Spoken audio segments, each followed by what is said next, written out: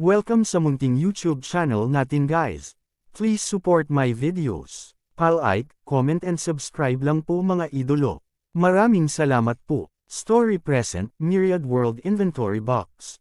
Kabanata 1391. Bumaba silang tatlo sa eroplano at dumiretso sa kanilang destinasyon. Gayunpaman, dahil gabi na, hindi agad binisita ni Huang Feng ang tagagawa ng sasakyan. Sa halip, tumuloy siya sa isang hotel kasama sina Li Bingyan at Tan Ying. Bagamat medyo pagod silang tatlo sa mahabang biyahe, sigla pa rin nila ang loob. Kaya naman pagkababa ng mga bagahe nilang tatlo ay sabay silang lumabas ng hotel at naghanda na sa malapit na night market. Medyo buhay na buhay dito, sabi ni Tan Ying habang nakatingin sa mga taong naglalakad. Oo, hindi lang maraming mga gumagawa ng kotse ang nagtitipon dito, ngunit mayroon ding isang napakasikat na night market. Ang nightlife dito ay napakayaman din, sabi ni Huang Feng. Bago siya dumating, halos naiintindihan niya ang sitwasyon dito. Maraming mga tagagawa ng kotse ang nagtipon sa Keno City. Marami sa mga sasakyang ginawa dito ay napakakilala sa mundo. Halimbawa, gustong bisitahin ni Huang Feng ang Minmin Car Manufacturing Company. Ang mga kotseng Minmin na ginawa doon ay napakasikat sa Huaxia. Nais din ni Huang Feng na bisitahin at matuto ng ilang karanasan at maunawaan ang pangangailangan sa merkado. Pagkatapos ng lahat, ang unang target na merkado ni Huang Feng ay ang domestic market. Nagkukwentuhan silang tatlo habang naglalakad. Maraming mga delicacy mula sa buong mundo sa night market, kabilang ang ilan mula sa Huaxia. Masarap na kumain silang tatlo. Hello, girl, ang ganda mo. Sa sandaling nagkakatuwaan silang tatlo, isang masakit na boses ang pumasok sa kanilang tenga. Noong una, hindi namalayan ni Huang Feng na ang boses ay nakadirekta sa kanilang tatlo. Gayunpaman, ang taong nagsalita ngayon ay talagang hamarang ng dalawang hakbang at hamarang sa kanilang daan. Tinitigan niya si Li Bingyan na parang lobo at patuloy siyang sinusukat. Wala naman siyang balak na itago ito. Ang sinumang tao ay mauunawaan ang kahulugan sa kanyang mga mata. Medyo hindi komportable si Li Bingyan na tinitigan ng taong ito. Sumimangot siya at nagtago sa likod ni Huang Feng. Sumimangot din si Huang Feng at tumingin sa taong iyon at sinabing, "Please go away." Nang makitang nagtatago ang dilag sa likod ni Huang Feng at hindi niya ito makita, galit na galit ang lalaki. Pagkatapos, tumingin siya kay Huang Feng at sinabing, "Paano kung ibigay sa akin ang babaeng ito? Bibigyan kita ng pera, panipi." Habang nagsasalita siya, talagang naglabas siya ng isang stack ng pera sa kanyang bulsa. Sa huling pagkakataon sasabihin ko na, "Scram!" Ang tono ni Huang Feng ay halatang naging mas madilim. Alam ng mga pamilyar kay Huang Feng na galit siya. "Hoy, anak, ang swerte mo naman na nagustuhan ni Young Master Jide ang babae mo. Kunin mo na ang pera at umalis ka na. Sapat na yang pera para makahanap ka pa ng ilang babae," sabi ng isa sa mga lalaking hamarang sa daan. Proud na proud ang lalaking nagngangalang Jide. Sa oras na ito, nakita niya si Tan Ying, na nasa tabi ni Huang Feng. Muli ay bumungad sa kanyang mga mata ang pagtataka. Pagkatapos ay naglabas siya ng pera at sinabi kay Huang Feng, "Gusto ko ang dalawang babaeng ito. Makakahanap ka ng iba." Malinaw, hindi niya naiintindihan ang mga pagkakakilanlan ni Li Bingyan at Tan Ying. Si Huang Feng ay orihinal na gustong umalis kasama sina Li Bingyan at Tan Ying. Gayunpaman, ang lalaking nagngangalang Jide at ang kanyang mga tauhan ay talagang pinalibutan si Huang Feng at ang dalawa pa. Lahat ng uri ng kahalayan ay lumalabas sa kanilang mga bibig. Hindi na kinaya ni Huang Feng. Bang! Si Huang Feng ay masyadong tamad na makipag-usap sa kanya. Sinuntok niya ito sa tiyan, at agad na bumagsak si Jide sa lupa. Pulang-pula ang mukha niya, at sumigaw. "Anak, nililigawan mo si kamatayan. How dare you hit Young Master Jide? Puntahan mo ang batang ito at ipaghiganti mo si Young Master Jide." Pinatumba ni Huang Feng si Jide sa isang suntok. Agad nitong ikinagalit ang mga tauhan ni Young Master Jide. Pinagsalikop nila ang kanilang mga kamay, gustong turuan ng leksyon si Huang Feng. Tiyak na hindi nilayo ni Huang Feng na maging magalang sa kanila. Ang mga taong ito ay maaaring magbanta sa mga ordinaryong tao, ngunit sa harap ni Huang Feng, halatang hindi sila sapat. Hindi nagtagal, lahat sila ay itinumba ni Huang Feng. Panatilihing bukas ang iyong mga mata sa hinaharap. sabi ni Huang Feng kay Jide. Pagkatapos, direktang umalis siya kasama sina Li Bingyan at Tan Ying. Tanging si Jide at ang kanyang mga tauhan ang naiwan na nakahandusay sa lupa, humahagulgol. Tiningnan nila si Huang Feng at ang iba pa na may sama ng loob habang sila ay umalis. Magiging okay ba sila? Tanong ni Tan Ying kay Huang Feng na may pag-aalala. Ayos lang. Nakangiting sabi ni Huang Feng. Anong uri ng mapanganib na sitwasyon ang hindi niya naranasan noon? Ang mga taong iyon ay hindi sapat. Sa hitsura nito, si Jide ay marahil ay isang pangalawang henerasyong rich kid. Nakatagpo siya ng maraming tao na tulad niyan, at napatay pa niya ang ilan gamit ang sarili niyang mga kamay. Hindi kita bibitawan. Ang hindi alam ni Huang Feng ay ayaw ni Jide na pabayaan ang bagay na ito ng ganoon kadali. Palagi siyang spoiled, at dahil sa kanyang pamilya, hindi siya kailanman nakaranas ng ganoong pagkawala. Ngayong pinahiya siya sa publiko ni Huang Feng, napakahirap para sa kanya na tanggapin ito. Hindi alam ni Jide na ayaw ni Jide na pabayaan ang bagay na ito ng ganoon kadali.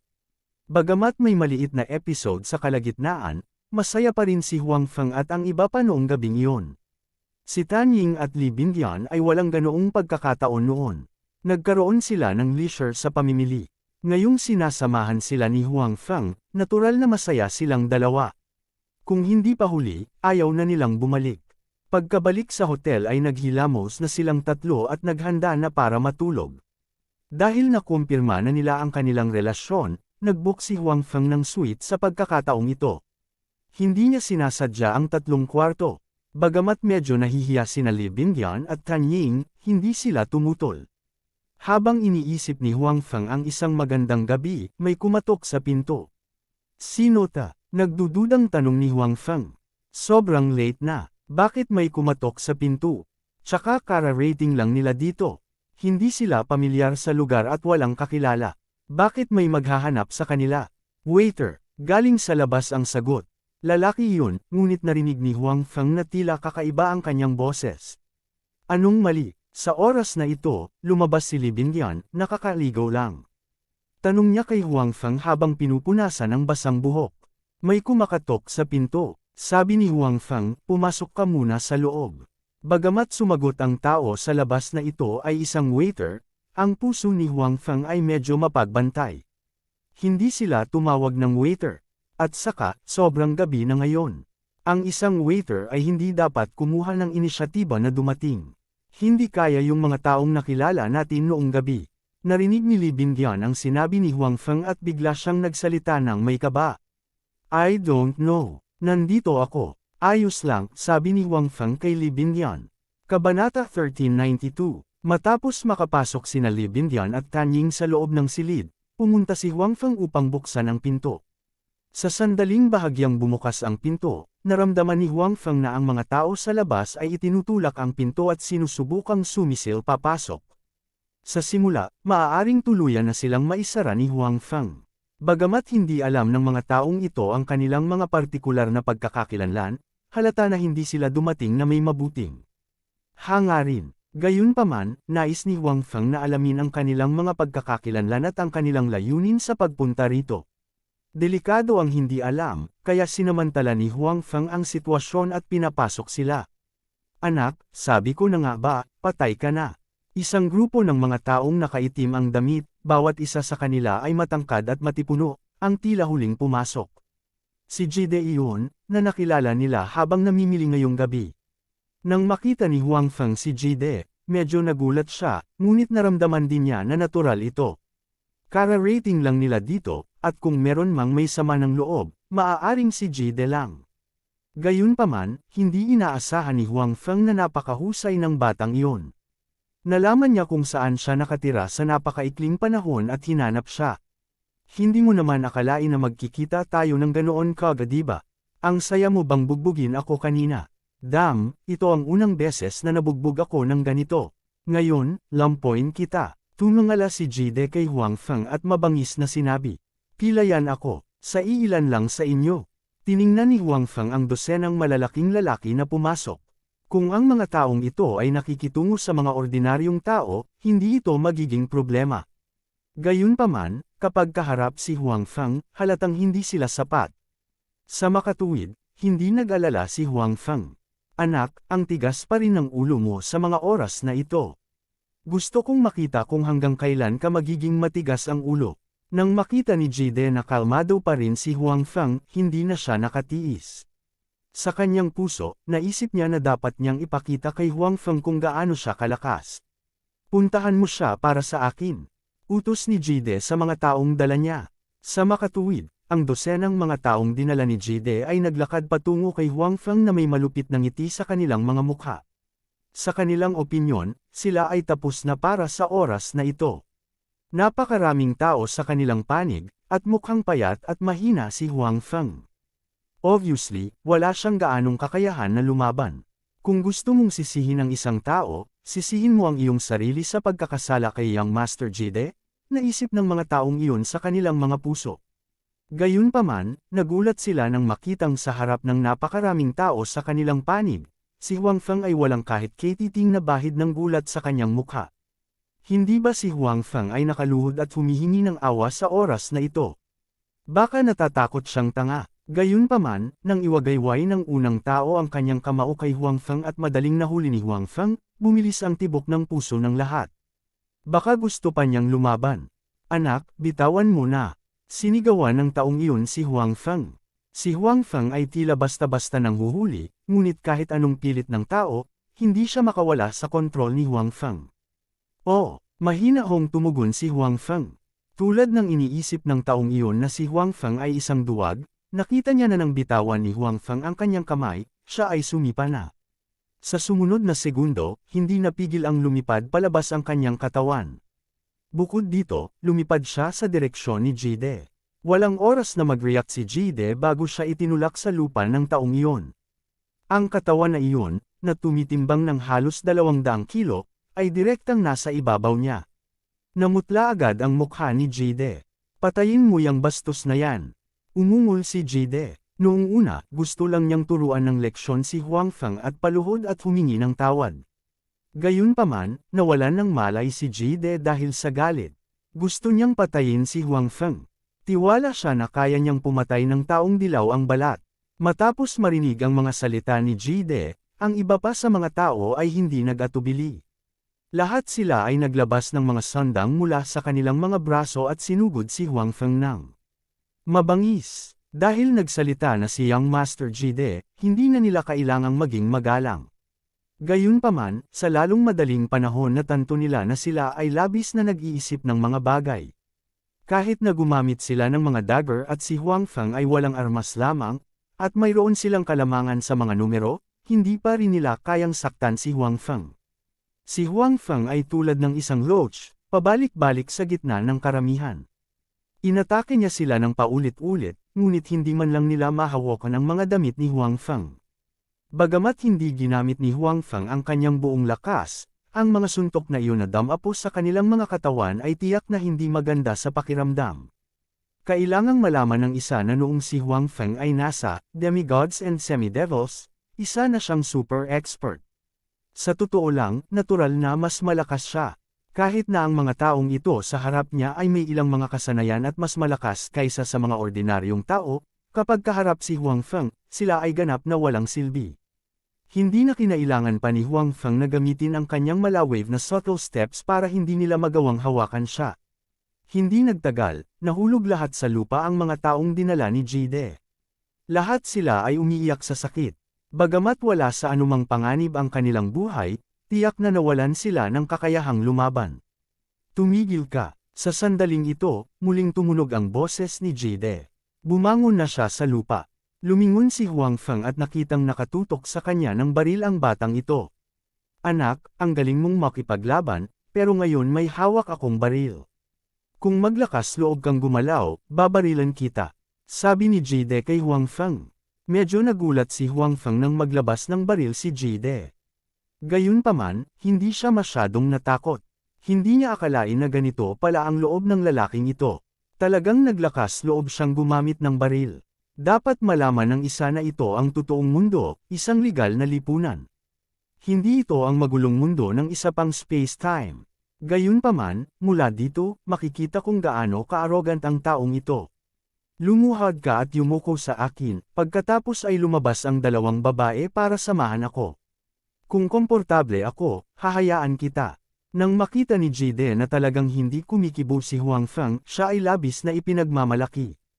Ang mga kakayahan ni Huang Feng ay hindi inaasahang malakas, ngunit ano? May baril si Jide.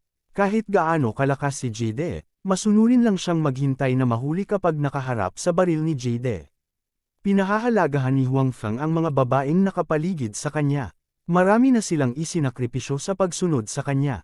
Natural na ayaw ni Huang Feng na dumanas sila ng anumang mga hinaing sa ibang mga bagay. At itong si Jide na nasa harapan niya ay paulit-ulit na silang sinisiraan. Napakataas na ng galit ni Huang Feng.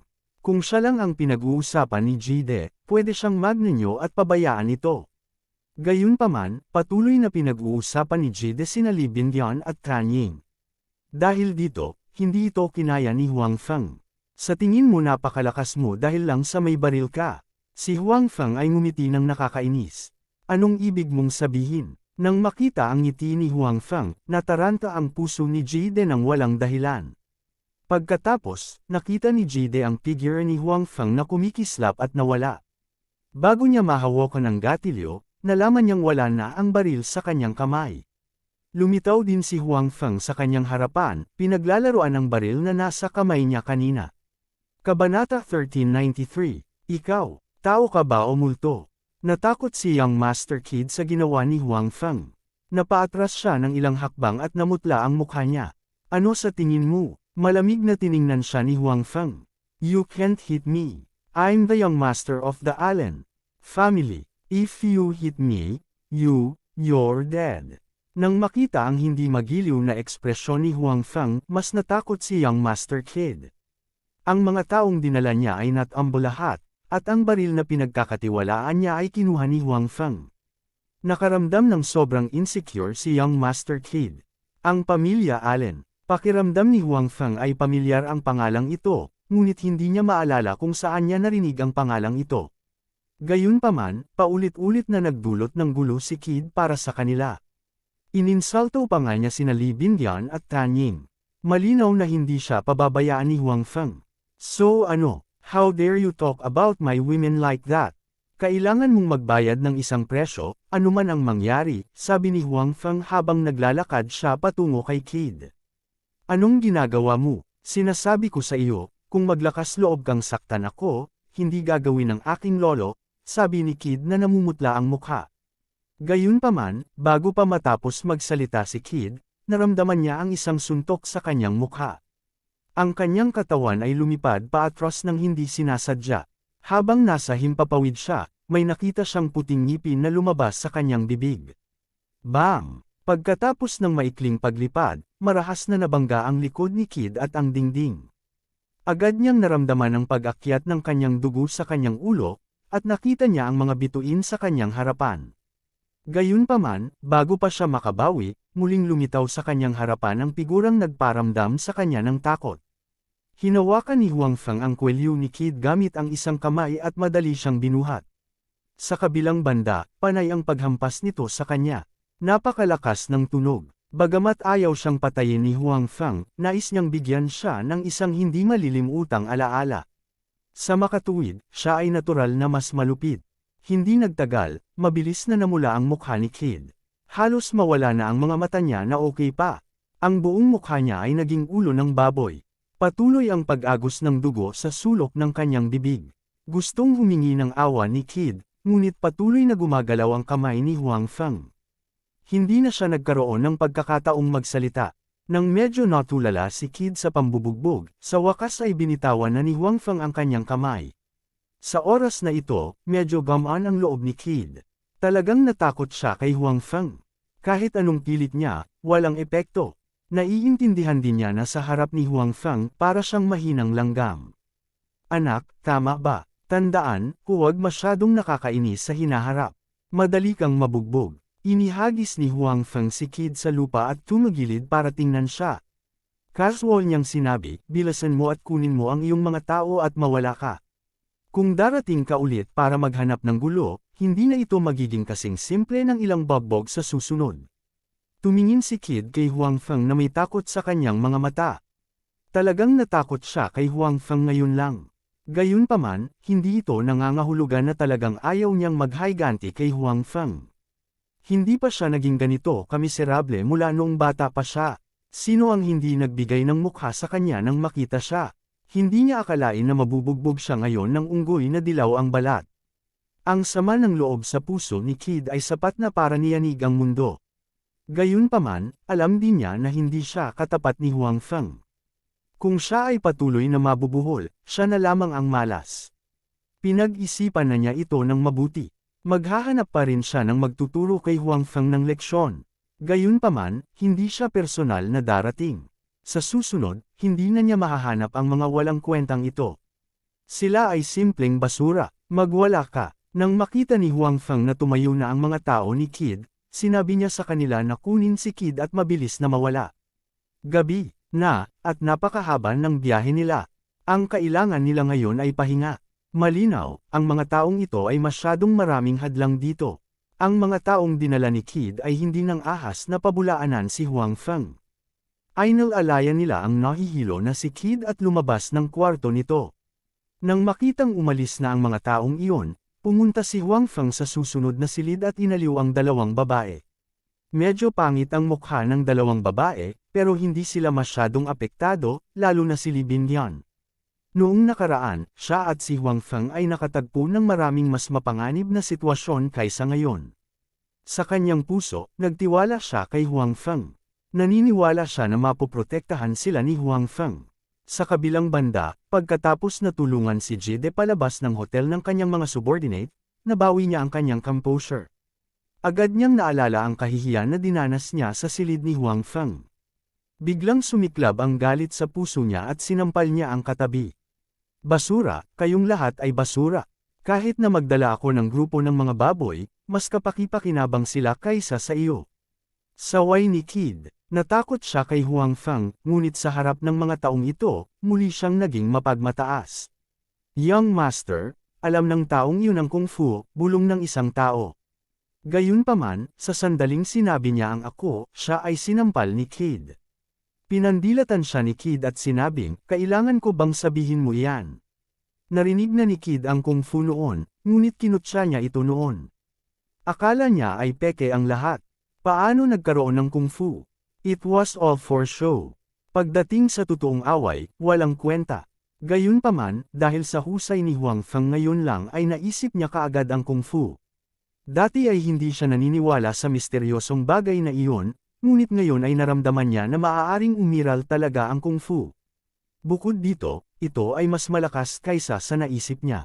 I won't let this go so easily, naiinis na sabi ni Jide habang hinihimas ang namamagang mukha nito.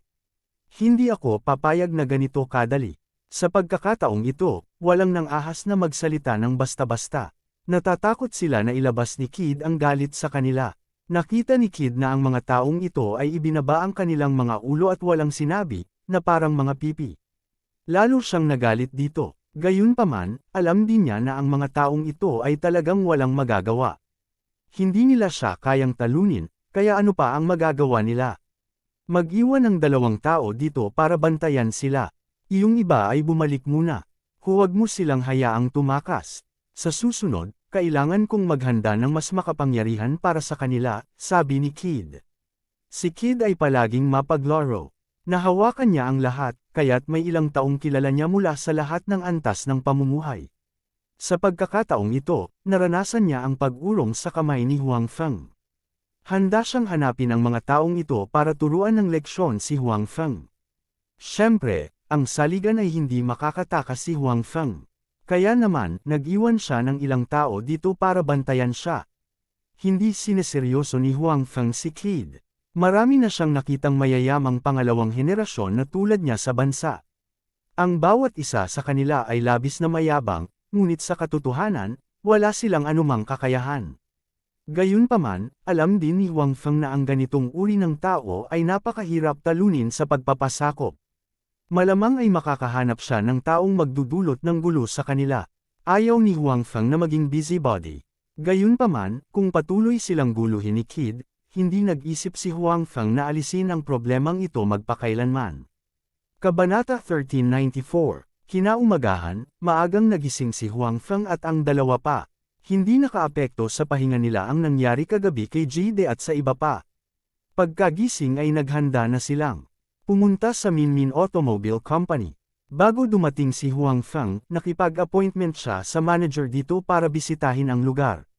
Bukod dito, narinig din ni Huang Feng na may production line si Minmin na haharapin. Bagamat hindi ito ang pinaka-advanced, sapat na ito para kay Huang Feng. Ang kotse na ipinakilala sa kanyang mga materyales sa paggawa ng kotse ay walang mataas na kinakailangan para sa linya ng produksyon. Sa makatuwid, dumating si Huang Feng sa pagkakataong ito hindi lamang para bumisita, kundi para talakayin din ang pagbili ng linya ng produksyon. Anong mali? Sa kotse, lumingon si Huang Feng. Si Li Bingyan, na nasa tabi niya, ay halatang naramdaman ang paggalaw ni Huang Feng, kaya nagtanong siya ng may pagdududa. Wala lang, may dalawang langaw na sumusunod sa atin. Casual na sabi ni Huang Feng. Ang dalawang buntot sa likod niya ay inakala na sila ay nakatago, ngunit madali silang nahanap ni Huang Feng. Sa opinyon ni Huang Feng, ang mga kasanayan sa pagsubaybay ng dalawang tao ay masyadong masama. Sila ba yung mga tao kagabi? Tanong ni Tanying. Dapat. Tumango si Huang Feng. Mukhang hindi malalim ang ibinigay na aral sa mga taong iyon kagabi. Ito ang kanilang teritoryo, pagkatapos ng lahat. Dapat tayong mag-ingat, sabi ni Li Bingyan. Alam ko, sabi ni Huang Feng. Ito rin ay isang bagay na medyo nag-aalala siya. Pagkatapos ng lahat, hindi ito huwatsiya. Hindi niya alam ang background ni Jide. Kaya hindi magandang gumawa ng basta-basta. Gusto kong makita kung ano ang gusto mong gawin. Napaisip si Huang Feng sa kanyang sarili. Nainis din si Huang Feng sa paulit-ulit na panunukso ni Jide. Ano, sabi mo pumasok sila sa Minmin Automobile Company. Sa kabilang banda naman ay namamaga pa rin ang mukha ni Jide nang marinig ang report mula sa kanyang mga subordinate. Lumabas na si Huang Feng at ang iba pa ay pumasok sa Minmin Automobile Company. Yes, young master, pagsang-ayon ng lalaki. Nakita kong pumasok silang tatlo. Sige, nakuha ko na. Pagkababa ng telepono, baka sa mukha niya ang kasiyahan. Ang layunin ni Huang Feng sa pagpunta dito ay upang kunin ang mga sasakyan ng mga tao. Iyon ang kanyang teritoryo. Sobra na. Nag-ayos na kami ng oras pero hindi pa rin namin siya nakikita. Sa Renman Automobile Company, si Huang Feng at ang dalawa pa ay dinala sa isang maliit na meeting room upang maghintay. Ang manager na nakipag-appointment sa kanila kanina ay humiling sa kanyang sekretarya na sabihin sa kanila na siya ay nasa isang pulong at kailangan niyang maghintay ng ilang sandali. Gayunpaman, mahigit isang oras na silang naghihintay, at wala pa ring palatandaan ng kabilang partido. Ang oras ng pagpupulong ay naayos na, ngunit pinahinti sila ng manager dito ng napakatagal. Halata namang napabayan niya ang mga ito. No wonder nagalit si Tanying. Sige, maupo muna tayo.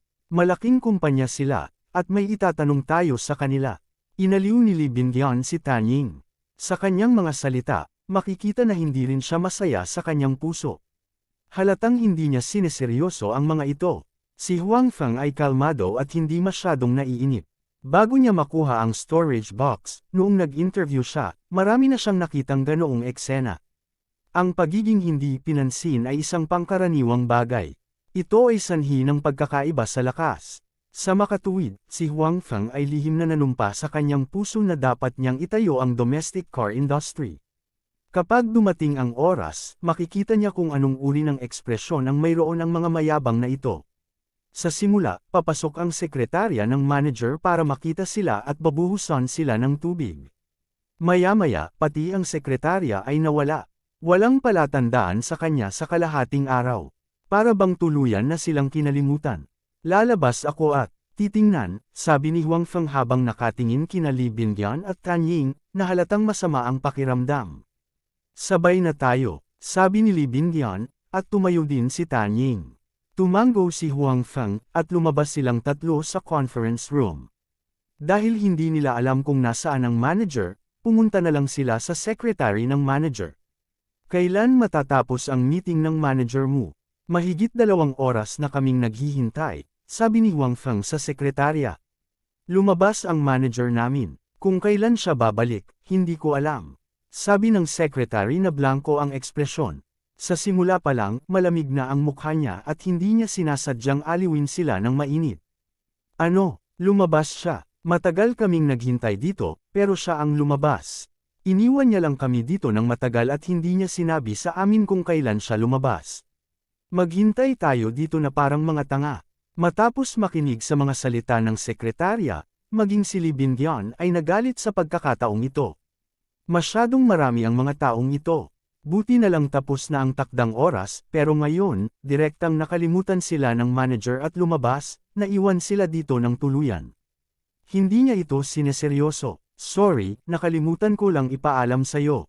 Sabi ng sekretarya, hindi nagbago ang ekspresyon niya. Obviously, nagsorry siya, pero hindi siya naawa.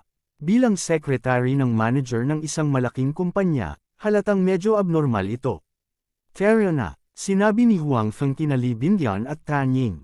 Hindi ba tayo naghihintay? Tanong ni Tan Ying. Hindi, halatang ayaw nila tayong makita. Walang kwenta kung patuloy tayong maghintay, sabi ni Huang Feng. Halatang halata ang kahulugan ng ugali ng manager. Ayaw niyang makita sila. Kung tungkol sa nakaraang pagpupulong at ngayon ay lalabas, maaaring ito ay isang dahilan. Nandoon siguro ang manager at nagbabasa ng dyaryo. Sobra talaga ang taong ito. Nagbago talaga ang isip niya kapag may napagkasunduan siya. Malaking kumpanya siya, pero wala man lang integridad, reklamo ni Lee Bin-gyeon. Kahit sino pa ang sadyang maiwan doon ng mahigit 2 oras, hindi sila magiging maganda ang mood.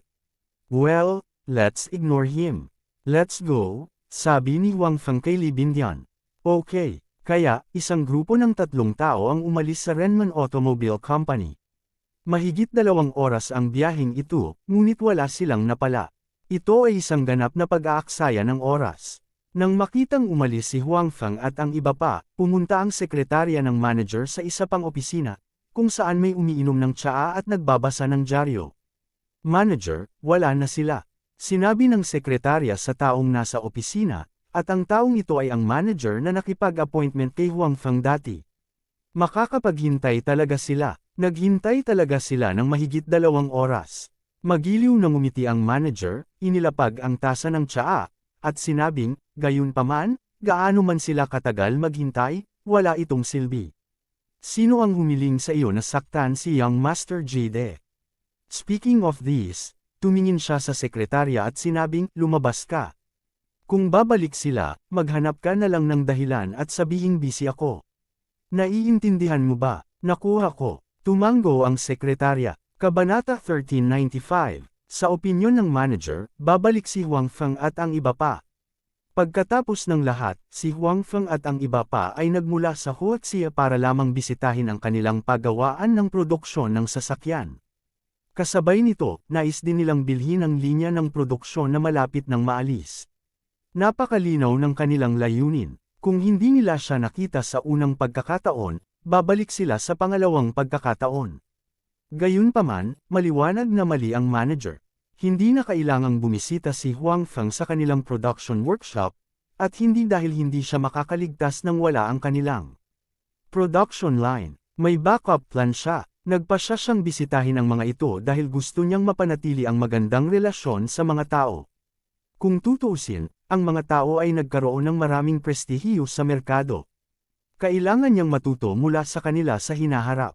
Gayunpaman, nagkaroon sila ng ganoong arrogant na ugali ngayon. Paanong si Huang Feng ay napakakapal ng balat upang tingnan ang kanilang malamig na mukha? Sa makatuwid, mula sa sandaling umalis si Huang Feng sa Renman Automobile Company, wala na siyang balak na bumalik. Kahit yayain siya pabalik, hindi siya babalik.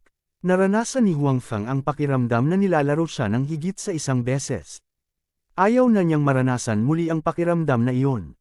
Young Master Jade, lumabas ang 3 tao sa Renman Automobile Company. Sa kabilang banda, sinabi rin kay Jade ang balita nang lumabas si Huang Feng at ang iba pa.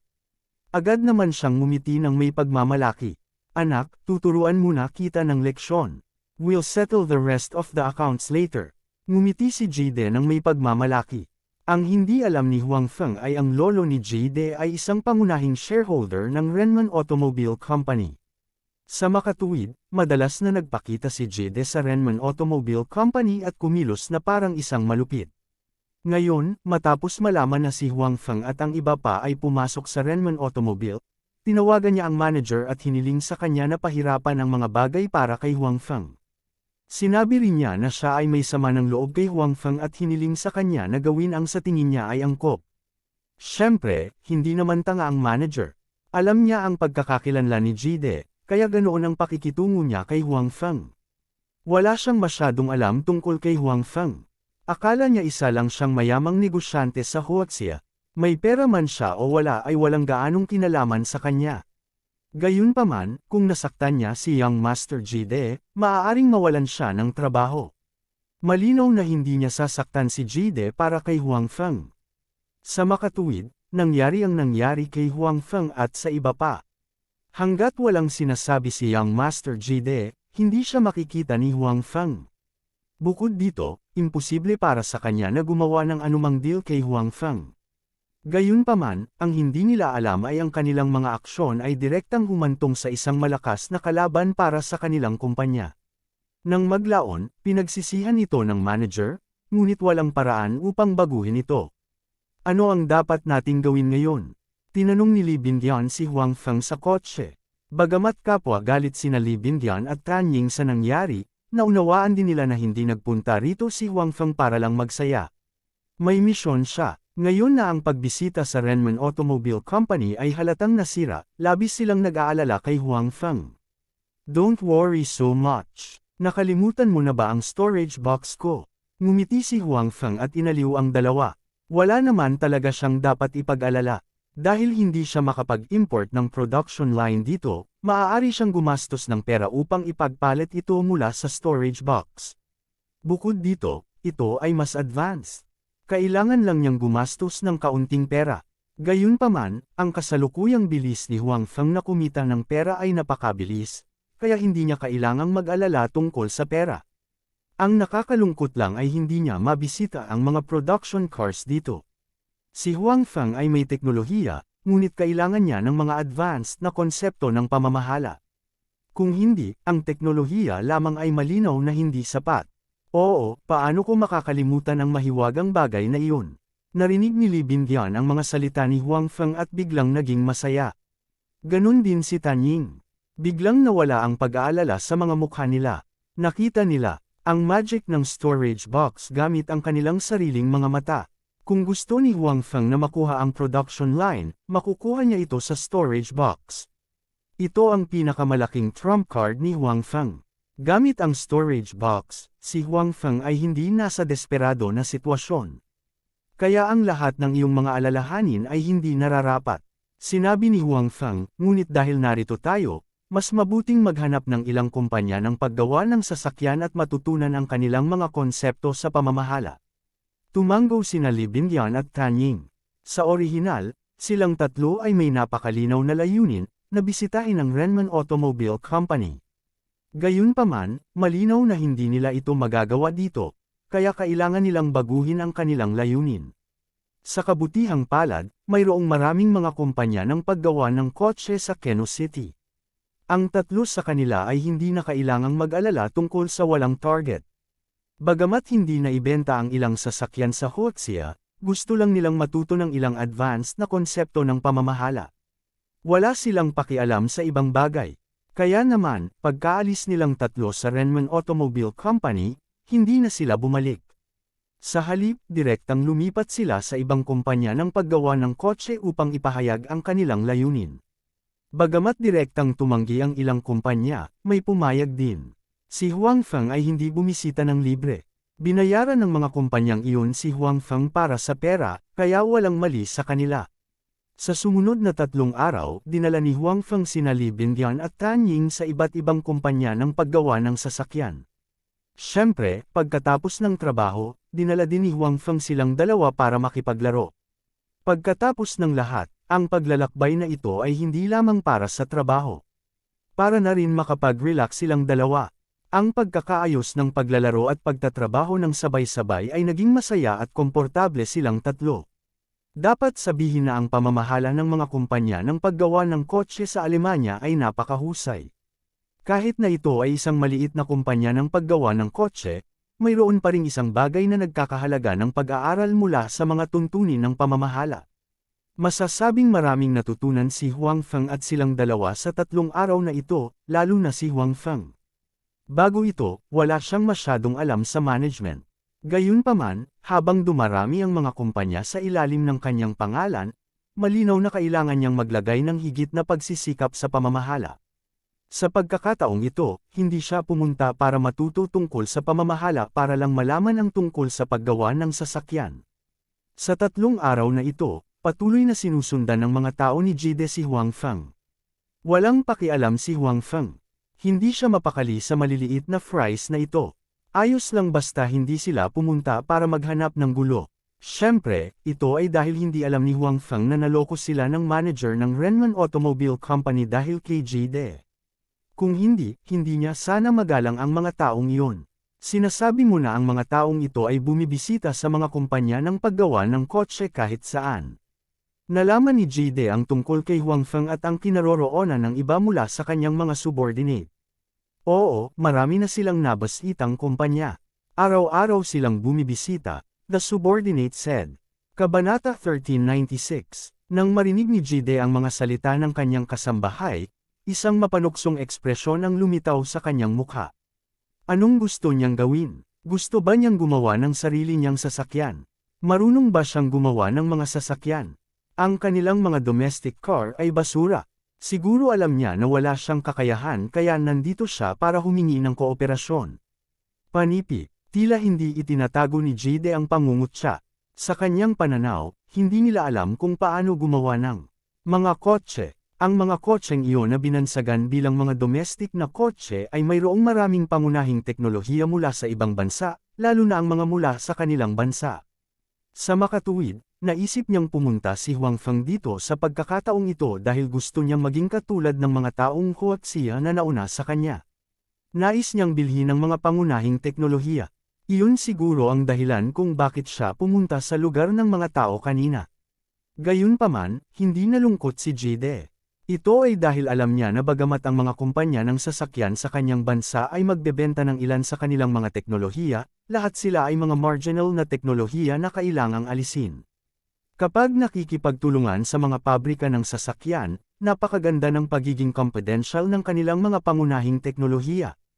Hindi man lang naisip ng mga dayuhan ang pagkuha ng alinman sa kanilang mga pangunahing teknolohiya. Maaari lamang nilang ipagpatuloy ang pakikipagtulungan sa kanila. Karamihan sa perang kinita nila ay mapupunta sa kanilang mga bulsa. Gayunpaman, dahil sa nakaraang insidente, ayaw hayaan ni Jide na kumita si Huang Feng kahit na maliit na halaga ng pera. Sa loob ng 3 araw na ito, hindi siya nagpapabayad. Sa halip, naghanap siya ng mga katulong. Ang mga taong dinala niya noon ay hindi sapat para kay Huang Feng. Sa pagkakataong ito, natutunan niya ang kanyang aral at nakahanap ng mas makapangyarihang mga tao. Makikita ko kung paano ka mamatay sa pagkakataong ito. Naisip ni Jide na si Huang Feng ay binugbog hanggang mamatay sa kanyang isip. Hindi niya napigil ang tumawa ng mayabang. Nang maisip niya ang nakamamanghang hitsura ni Li Bingyang at Tan Ying, nag-alab ang kanyang puso sa matinding pagnanasa. Pagkatapos ng isang araw ng pagbisita, si Huang Feng at ang dalawa pa ay kumain sa labas at bumalik sa hotel. Ang pagkain dito ay mas masahol pa kaysa sa niluto mo, sabi ni Tan Ying kay Huang Feng. Sa ilang araw na ito, sinubukan din ni Tan Ying na kumain ng ilang pagkaing niluto ng iba, ngunit hindi pa rin siya nakakain. Sa makatuwid, si Huang Feng ay bumili ng isang kaldero at pinainit ito gamit ang kanyang panloob na puwersa upang magluto para kay Tan Ying. Gayunpaman, pagkatapos ng lahat, nasa labas sila, kaya hindi ito masyadong maginhawa. Kaya naman, mas monotonously kumain si Tan Ying nitong ilang araw. Gayunpaman, siya ay lubos na nasisiyahan. Para kay Tan Ying, sayang at hindi niya matikman ang pagkain dito. Sa kabutihang palad, si Huang Feng ay marunong magluto ng maraming pagkain, at ang lasa ay mas masarap kaysa sa pagkain dito. Pagbalik natin sa oras na ito, gagawa ako ng masarap na pagkain para mabayaran ka, nakangiting sabi ni Huang Feng. Okay. Tumango si Tan Ying. Sa pagkakataong ito ay nakarating na silang tatlo sa pintuan ng kwarto. Bubuksan na sana ni Huang Feng ang pinto nang bigla siyang nakaramdam ng panganib. Parang may mga ngaso na naghihintay sa kanyang biktima sa likod ng pinto. Mula nang bumalik mula sa mundo ng demigods and semi-devils, nalaman ni Huang Feng na naging mas sensitibo ang kanyang pandama. Maaari niyang maramdaman ang ilang potensyal na panganib ng maaga. Dati, kapag dinala ni Jade ang mga tao sa pinto, nakaramdam siya ng panganib sa labas ng pinto. Sa pagkakataong ito, mas halata ang pakiramdam kaysa kanina. Ikan-away ni Huang Feng ang kanyang kamay kina Li Bingyan at Tan Ying. Hindi siya kumibo, ngunit sinenyasan silang umatras. Bagamat hindi naiintindihan ni Li Bingyan at Tan Ying ang nangyayari, sinunod pa rin nilang dalawa ang mga tagubili ni Huang Feng. Nang makitang umatras silang dalawa sa ligtas na posisyon, binuksan ni Huang Feng ang pinto gamit ang keycard at itinulak ang pinto. Pagkapasok ni Huang Feng, isang punyal ang tumusok sa kanya. Ang target ay ang kanyang leeg.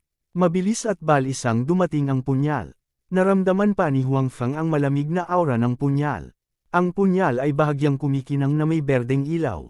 Malinaw, ito ay isang punyal na pinahiran ng lason.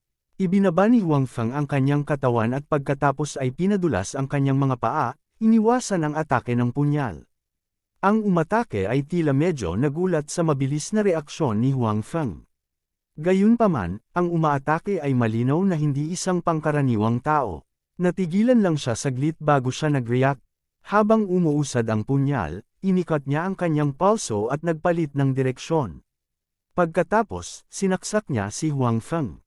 Napasandal ang katawan ni Huang Feng, at ang kanyang kanang paa ay tumapak sa lupa, na naging sanhi ng pagdaus-daus ng kanyang buong katawan pabalik. Gayunpaman, ang taong naglunsad ng sneak attack ay mayroon ding katulad ng panloob na lakas.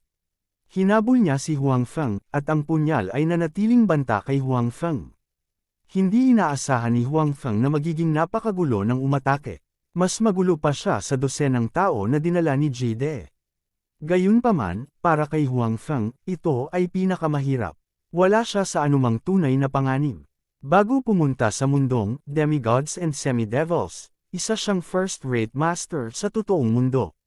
Pagkabalik, nalampasan na niya ang kaharian ng mga first-rate masters at pumasok sa hanay ng super first-rate masters. Sa totoong mundong ito kung saan walang maraming first-rate na master, mas bihira pa ang mga super first-rate na master. Hindi man lang sila narinig ni Bai Sharo. Kahit na ang umaatake ay mas malakas kaysa sa mga naunang tao, siya ay nasa antas lamang ng isang pangalawang antas na master. Marahil ay hindi magiging problema ang pakikitungo sa mga ordinaryong tao. Gayunpaman, sa harap ni Huang Feng, hindi ito sapat. Mukhang alam ito ng umaatake. Bagamat tila siya ay may kalamangan, dahil siya ay umaatake habang si Huang Feng ay nagtatanggol. Siya lamang ang nakakaalam na ang kanyang pag-atake ay hindi nagdulot ng anumang banta kay Huang Feng. Hinarap ito ni Huang Feng ng madali. Biglang inabot ng umatake ang kanyang mga bisig gamit ang kanyang kanang kamay. Pagkatapos, may inilabas siya at ibinato kay Huang Feng. Hindi nakabukas ang mga ilaw sa kwarto. Sa makatuwid, sa opinyon ng umaatake, kahit na si Huang Feng ay makapangyarihan, magiging mahirap para sa kanya na iwasan ang kanyang nakatagong sandata sa isang madilim na kapaligiran. Gayunpaman, ang nakatagong sandata na lumipad patungo kay Huang Feng ay madaling naiwasan ni Huang Feng. Tumama ang tagong sandata sa plorera sa silid, at agad na basag ang plorera. Ang nakakabasag na tunog ay natakot kina Li Bingyan at Tan Ying na naghihintay sa labas. Gayunpaman, alam nilang dalawa na kung papasok sila ngayon, wala silang maitutulong kay Huang Feng. Hihilahin pa nila siya pababa. Sa makatuwid, kahit na nag-aalala silang dalawa kay Huang Feng, nanatili sila sa labas at hindi pumasok. Nang makita ng umaatake na ang kanyang nakatagong sandata ay hindi makakasakit kay Huang Feng, agad niyang nalaman na ang target ng misyong ito ay napakadaya. Gusto niyang umatras. Naroon pa rin ang dalawang babae ni Huang Feng sa labas. Hanggat nahuli niya sila, mas magiging komportable na banta si Huang Feng o direktang tumakas. Malinaw na naunawaan ni Huang Feng ang katotohanan ito, kaya nang makita niyang gustong umalis ng umaatake, bigla siyang nalungkot at nagpasya na huwag nang makipaglaro sa kanya. Oo, hindi naging seryoso si Huang Feng noong nakipag-away siya sa kanya noon. Ngayong gustong umalis ng umaatake, tiyak na inalis ni Huang Feng ang kanyang mapaglarong pag-iisip. Sa tingin mo pwede kang pumunta at umalis kung gusto mo.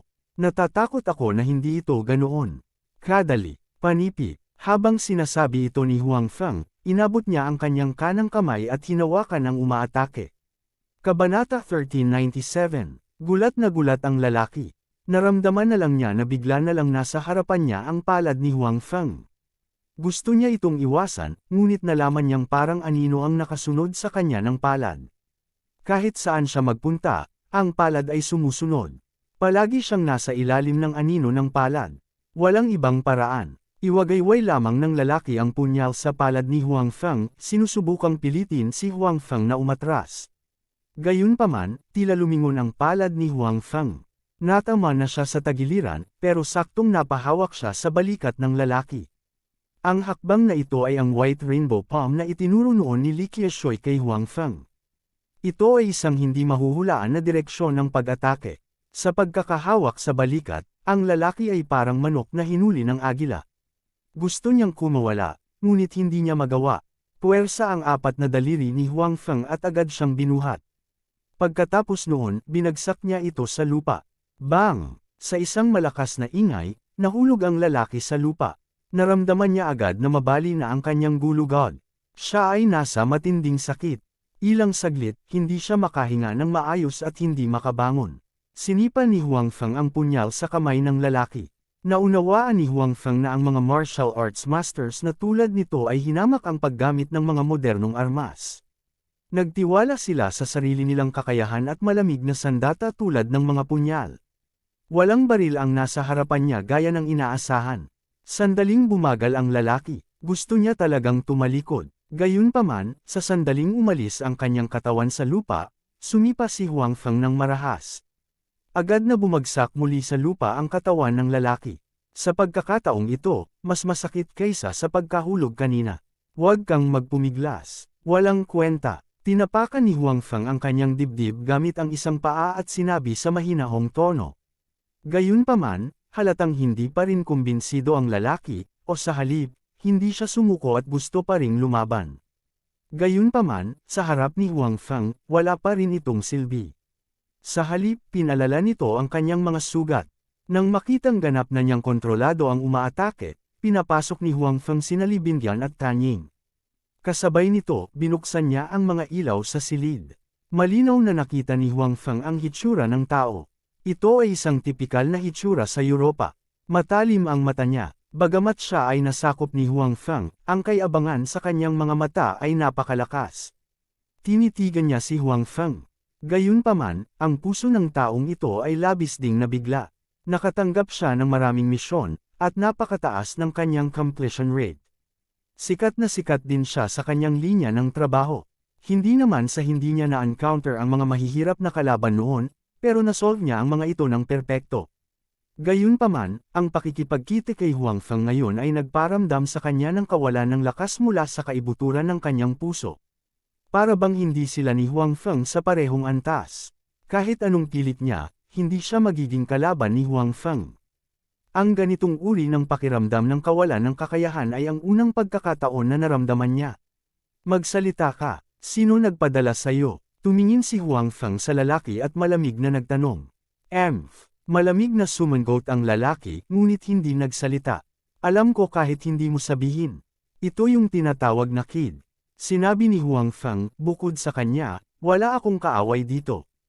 Hindi pa rin nagsasalita ang lalaki. Hindi niya ito inamin o tinanggihan.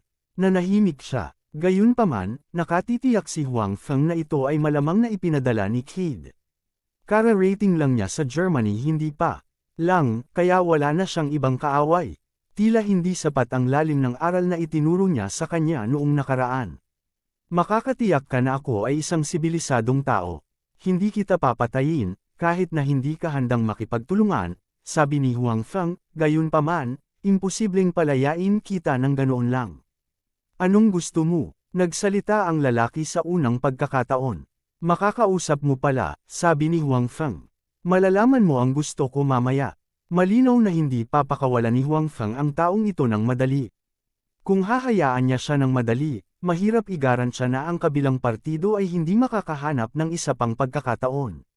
Kapag nagkaroon siya ng anumang kapabayaan, maaaring magkaproblema sina Lee Bingyun at Tan Ying. Kung tutuusin, sa husay ng taong ito, ang mga ordinaryong tao ay hindi niya kalaban. Gayunpaman, ayaw ni Huang Feng na pumatay ng mga tao dito. Magdudulot ito ng hindi kinakailangang gulo, lalo na't narito pa si Cade. Halatang may background ang lalaking iyon.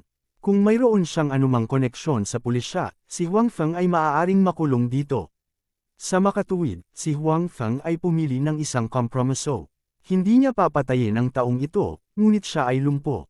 Kaya, inilagay ni Huang Feng ang kanyang braso sa braso ng lalaki at pinaandar ang Dark North Power. Biglang, ang enerhiya sa katawan ng lalaki ay mabilis na umakyat sa katawan ni Huang Feng.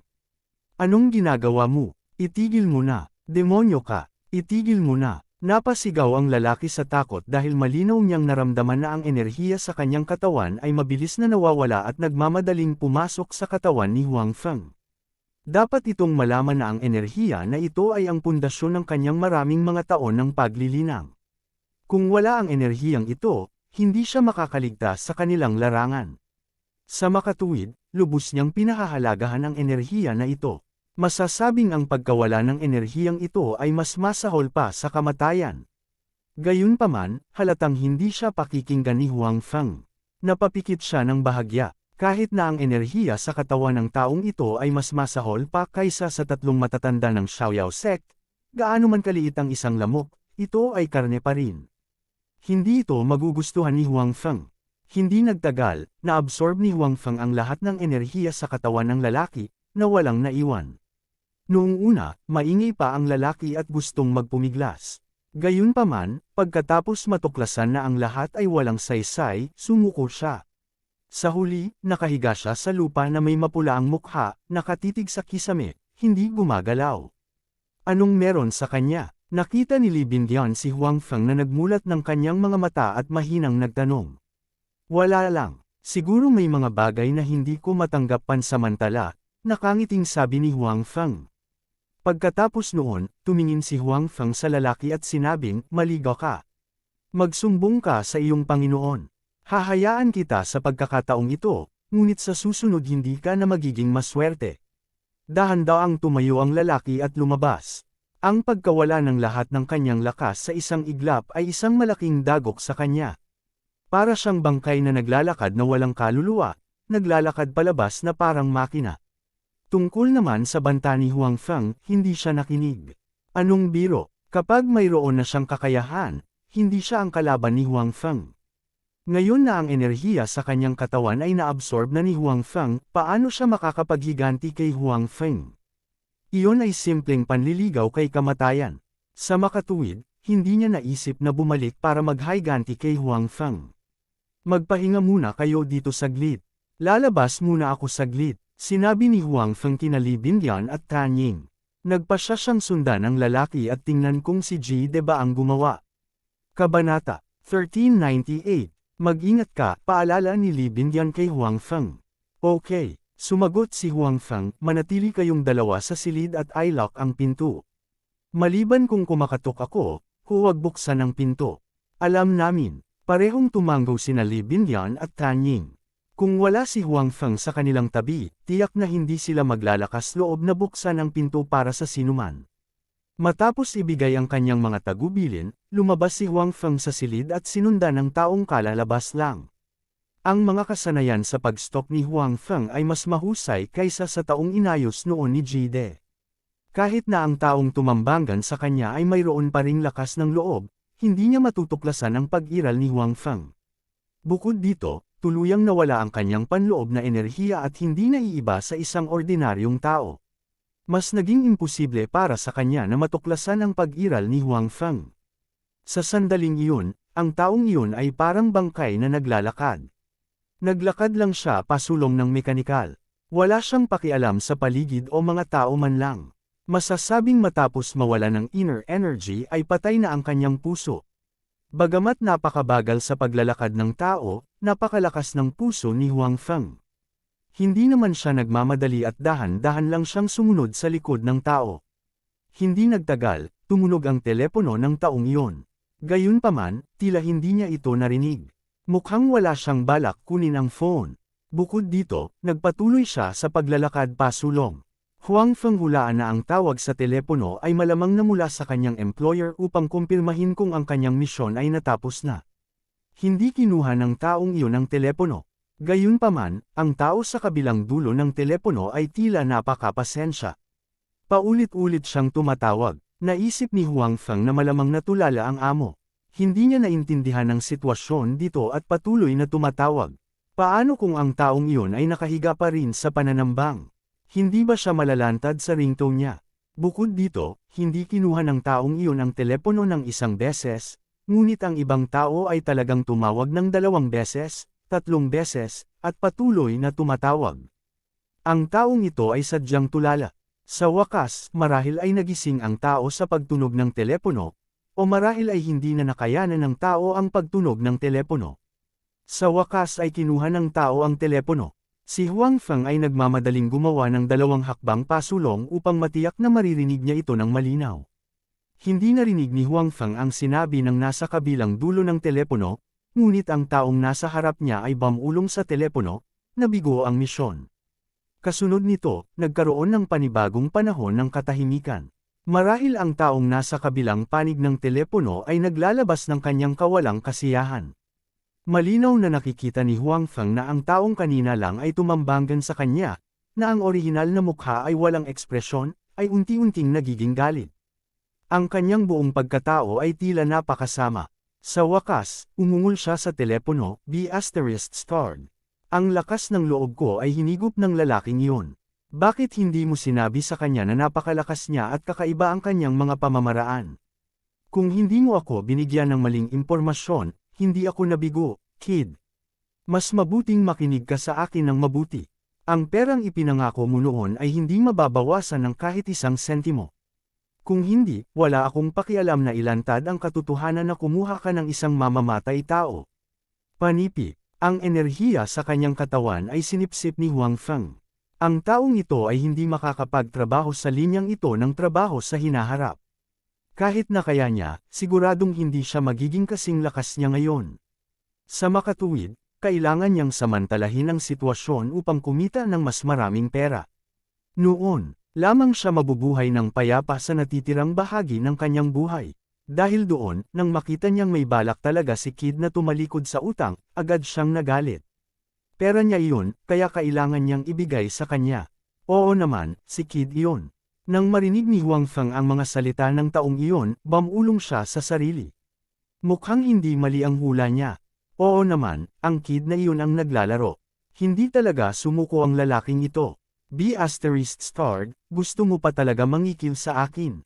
Sa oras na ito, ibinaba na ng kaharap ang telepono.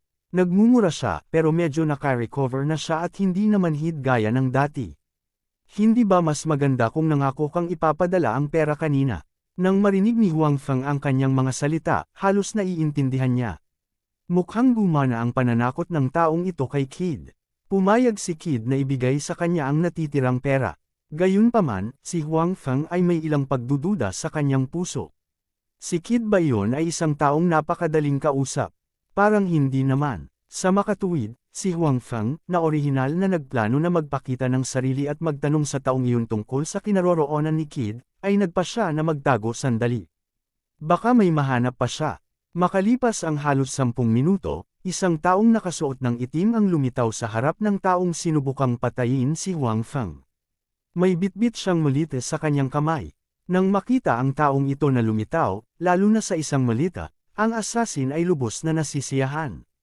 Nawala na ang kanyang panloob na lakas. Kapag natanggap na niya ang perang ito, makakahanap siya ng lugar para magretiro. Ang perang ito ay sapat na para mamuhay siya ng maayos sa ilang sandali. Kung ano ang gagawin niya sa buong buhay niya, hindi pa niya naiisip. For the time being, ayoko muna siyang isipin. Ikaw nagdala ng pera. Nagtataka ako kung bakit niloloko ako ni Young Master Kid ng ganoong kaliit na halaga, sabi ng assassin sa kaharap niya. Sabi ng assassin sa kadadating lang. Hindi na siya tahimik gaya nung kaharap niya si Huang Feng. Marahil, ganap na nagbago ang kanyang kaisipan. I brought it. Young master wants me to tell you to have a safe journey, sabi ng taong may malamig na ekspresyon habang binubuksan ang malita. Hindi ito masyadong inisip ng mamamatay tao sa sandaling ito. Gusto lang niyang tingnan kung may ganoong kalaking pera ang malita. Gayunpaman, ang kinuha ng tao mula sa malita ay hindi isang stack ng banknotes. Sa halip, ito ay isang pinatahimik na baril. Bago pa makapag-react ang assassin, binaril siya ng baril sa dibdib. Sinabi ni Young Master na ayaw niyang pinagbabantaan. Malamig na ekspresyon ang sinabi ng tao. Maaari kang pumunta ng payapa. Ikaw, bakas sa mukha ng assassin ang hindi makapaniwala. Hindi niya inaasahan na gagamit si Jide ng ganoong karahasang paraan. Kasabay nito, palihim niyang sinisisi ang sarili sa pagiging pabaya. Maaaring hilingin sa kanya ni Jide na patayin si Huang Feng. Talagang hindi siya mabuting tao. Talagang napabayan niya ang bagay na ito dahil nag-aalala siya sa pera. Nararapat siyang maging malas. Gayunpaman, hindi niya gustong mamatay ng ganito. Kahit papaano, gusto niyang kaladkarin pababa ang isang tao bago siya mamatay. Sa pag-iisip nito, inihagis niya ang punyal na ginamit niya upang palihim na atakehin si Huang Feng. Bagamat hindi tumama ang punyal sa nakamamatay na bahagi ng tao, ito ay dumanas sa kanya. Napakalaso ng kanyang punyal. Kapag nakakita ito ng dugo, siguradong papatay ito. Sa makatuwid, ang tao ay bumagsak sa lupa. Wala man lang siyang panahon na magsalita bago siya namatay. Masyadong mabilis ang lahat. Si Huang Feng ay nagmamadaling lumabas sa kanyang pinagtataguan. Tinignan muna niya ang taong pinadala ni Jide. Ang kabilang partido ay ganap na nawala. Ang lahat ng mga palatandaan ng buhay. Pagkatapos nito, pumunta siya upang suriin ang mamamatay tao. Ang buhay ng lalaking ito ay medyo mahirap. Huminga pa talaga siya. Tell me, nasaan si Jide? Mabilis na sabi ni Huang Feng. Sa 18 Phoenix Feather Street. Sinabi ng tao ang address ni Jide nang walang pag-aalinlangan. Naisip niya na magagamit niya si Huang Feng para ipaghiganti ang kanyang sarili. Matapos sabihin ang address ni Jide, nalagutan ng hininga ang tao. Gayunpaman, marami pa rin ang ayaw sa kanyang mukha. Obviously, ayaw niyang mamatay. Kabanata 1399. Tiningnan ni Huang Feng ang dalawang bangkay na nakahandusay sa lupa. Walang simpatiya sa kanyang puso. Marami na siyang nakitang patay. Bukod dito, ang dalawang taong ito ay malinaw na hindi mabuting tao. Hindi na kailangang makiramay sa kanila. Matapos malaman kung saan nakatira si Jide, agad na pumunta doon si Huang Feng. Napaulit-ulit na nagdulot ng gulo si Jide sa kanya. Kailangan niyang turuan siya ng leksyon. Sa oras na ito, si Jide ay nasa napakasamang kalooban.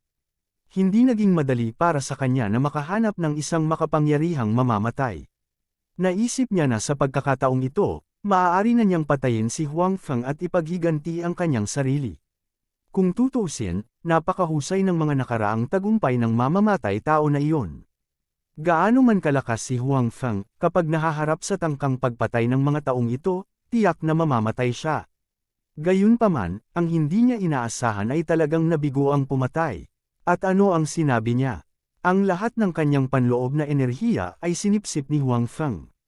Hindi ba biro iyon? Hindi lubusang naniwala si Jide sa kanyang mga sinabi. Naisip lang niya na ang tinatawag na internal energy na hinihigop ay isang dahilan lamang na natagpuan ng pumatay para sa kanyang sarili upang mabaigo ang misyon. Nabigo na ang misyon, ngunit gusto pa rin ng pumatay ang natitirang pera. Lalo nitong ikinalungkot si Jide. Hindi mo natapos ang misyon, at mayroon ka pa ring mukha para humingi ng pera. Saan nanggaling ang tapang mo? Kaya naman, nagalit din si Jide sa taong iyon. Ang susi ay nagbanta pa ang pumatay na ilantad siya. Ito ay ginawa itong mas hindi mabata. Kaya naman, bagamat sinang-ayunan niyang ibigay ang pera, lihim siyang nagpadala ng mga tao upang harapin ang pumatay. Kahit si Huang Feng ay hindi siya kayang patayin. Kung iisipin, ang pumatay na iyon ay isang hindi nararapat na reputasyon. Damn it! Sino ang Huang Feng na iyon? Bakit ang hirap niyang patayin? Iritadong iniisip ni Jide habang iniinom ang red wine. Ilang beses na siyang nabigo ng magkasunod. Bakas pa nga sa puso niya ang gustong sumuko. Gayunpaman, nang maisip niya kung paano siya pinahiya ni Huang Feng noon, hindi na kayanin ni Jide ang paghiga nito. Kung hindi ito gagana sa oras na ito, maaari siyang laging makahanap ng iba. Tutal may pera naman siya. I wonder if that damn killer is dead. Naisip na naman ni Jide ang assassin. Inis din siya ng assassin na iyon. Wala siyang kakayahan, at palagi siyang nanghihingi ng pera. Kung hindi niya ito pinatay, ano pa ang silbi ng pagpapanatiling buhay sa kanya? Habang iniisip ni Kid si Huang Feng at ang assassin, bigla siyang nakaramdam ng sakit sa kanyang ulo. Pagkatapos, natumble siya at nawalan ng malay. Sa oras na ito, isang figure ang pumasok.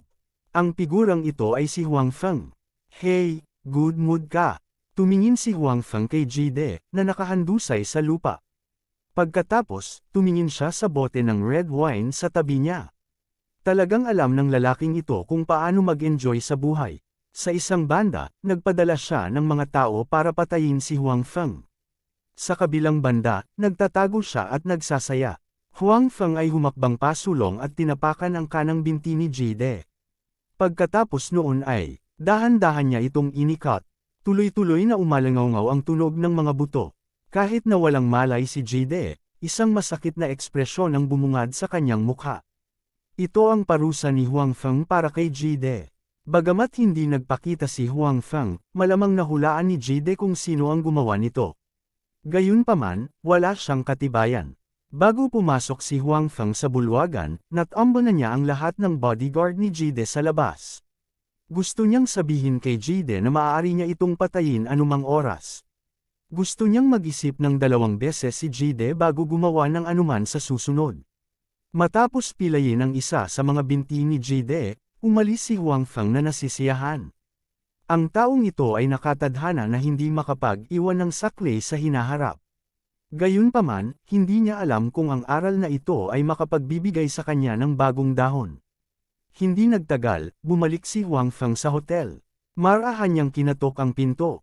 Sino ta? Ang boses ni Li Bindian ay nanggaling sa loob. Bakas sa boses niya ang kaba. Ako ito, sagot ni Huang Feng. Maya-maya pa ay bumukas ang pinto ng kwarto. Nang makita nina Li Bindian at Tan Ying na nakabalik na si Huang Feng, sa wakas ay huminahon ang kanilang mga balisang puso. Bumalik ka na. Okay ka lang ba? Tanong ni Tan Ying. Ayos lang ako, sabi ni Huang Feng. Nang makitang hindi pa nagpalit ng damit ang dalawa, sinabi niya, hindi pa ba kayo naglalaba? Paano tayo magiging nasa mood? Hinihintay ka naming bumalik, sabi ni Li Bindian. Okay, ayos lang. Maghugas na kayong dalawa. This time, malas talaga kami na may nakilala kaming baliw. Kung hindi, mas exciting ang trip na ito, sabi ni Huang Feng.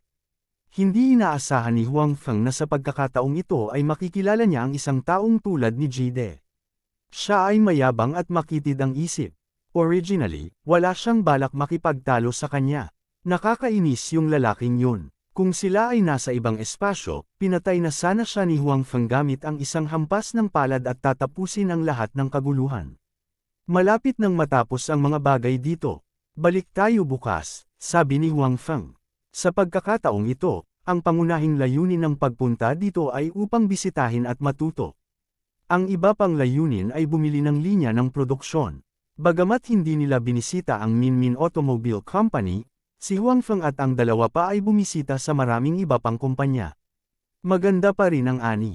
Gayunpaman, ang usapin ng pagbili ng isang linya ng produksyon ay maaari lamang isantabi. Sa kabutihang palad, nasa Huang Feng pa rin ang storage box store. Hindi man sila makabili ng production line sa katotohanan, hindi ito gaanong makakaapekto sa kanya. Sa makatuwid, walang punto sa patuloy na pananatili dito. Bukod dito, hindi nila alam kung patuloy na magdudulot ng gulo si Jide. Bagamat hindi siya natatakot, sina Li Bindian at Tan Ying ay halatang medyo natatakot. Ayaw ni Huang Feng na mag-alala sila ng husto. Okay, sina Li Bindian at Tan Ying ay tumugon. Gusto talaga nilang dalawa na bumalik. Bagamat napaka-interesante ang paglalaro dito, palaging may mga taong gustong manggulo para sa kanila. Hindi ito isang bagay na dapat ikatuwa. Kinaumagahan, umalis ng hotel sina Huang Feng, Li Bindian, at Tan Ying at pumunta sa airport. Sa kabilang banda, nagising si Jide sa sakit sa sarili niyang tirahan. Ang paa ko, bastard, bastard. Hinawakan ni Jide ang kanyang walang malay na binti at nagmura ng malakas. Matapos siyang atakihin kagabi, nawalan siya ng malay. Pagkagising niya kaninang umaga, nalaman niyang bali ang kanyang paa. Siya ay magiging isang lumpo sa hinaharap. Paano niya ito matatanggap? Ang lalong ikinabaliw ni Kid ay napatay na lahat ang mga bodyguard niya kagabi.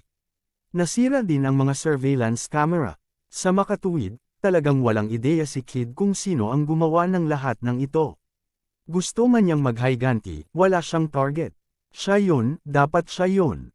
Gusto ko siyang patayin. Patayin siya. Ang figure ni Huang Feng ay lumitaw sa isip ni Jide. Bagamat walang ebidensya, pagkatapos ng insidenteng ito, ang unang taong naisip niya ay si Huang Feng. Pakiramdam niya ay malamang nalaman ni Huang Feng na nagpadala siya ng mga tao upang patayin siya, kaya siya ay pumunta upang maghiganti. Gayunpaman, ang ikinagalit ni Jide ay ang mga pamamaraan ni Huang Feng ay napakalinis. Hindi siya nag-iwan ng anumang pahiwatig. Sa makatuwid, kahit na pinaghihinalaan niya si Huang Feng, wala siyang ebidensya.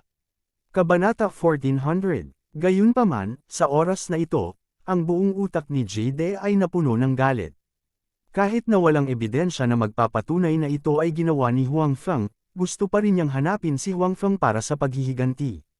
Kaya naman, inutusan ni Jide ang 12-12 ng mga bodyguard at thug na sumugod sa hotel ni Huang Feng na may dalang mga patpat at kahit na mga baril. Gusto niyang patayin si Huang Feng para ipaghiganti ang nabali niyang binti. Sa kasamaang palad, sa oras na dumating ang mga taong iyon sa hotel, nakaalis na si Huang Feng. Nang marinig ni Jide ang balita, diretso niyang binasag ang mga gamit sa kanyang kwarto. Ang lalong ikinagalit niya ay dahil sa pagkamatay ng kanyang mga bodyguard at ng assassin, pinaghihinalaan siya ng mga pulis.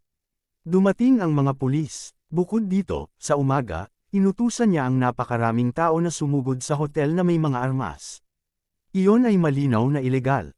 Bagamat may makapangyarihang lolo si Jide, sa pagkakataong ito, kung tutuusin, masyadong malaki ang usapin.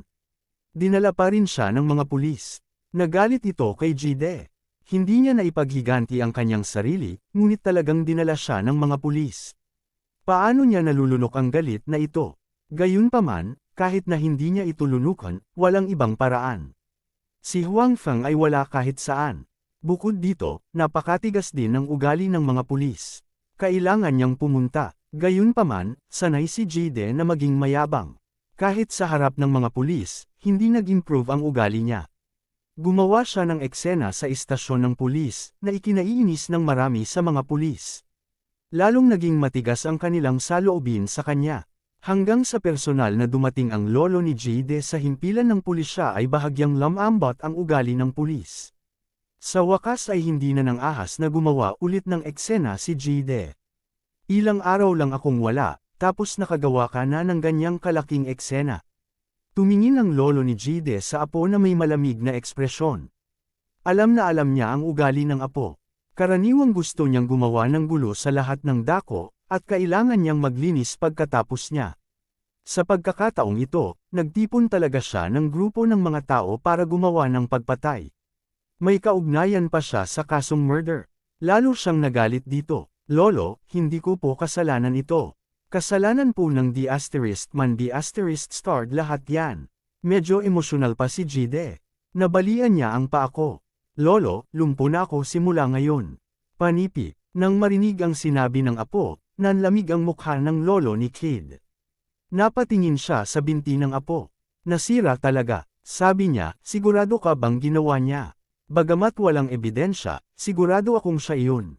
Kamakailan lang, nagkaaway lang ako sa kanya, sabi ni Jide. Tsaka may ganun din siyang kakayahan. Panipi, huwag kang magmadali, sabi ng lolo ni Kid. Sabihin mo sa akin ang lahat ng detalyado.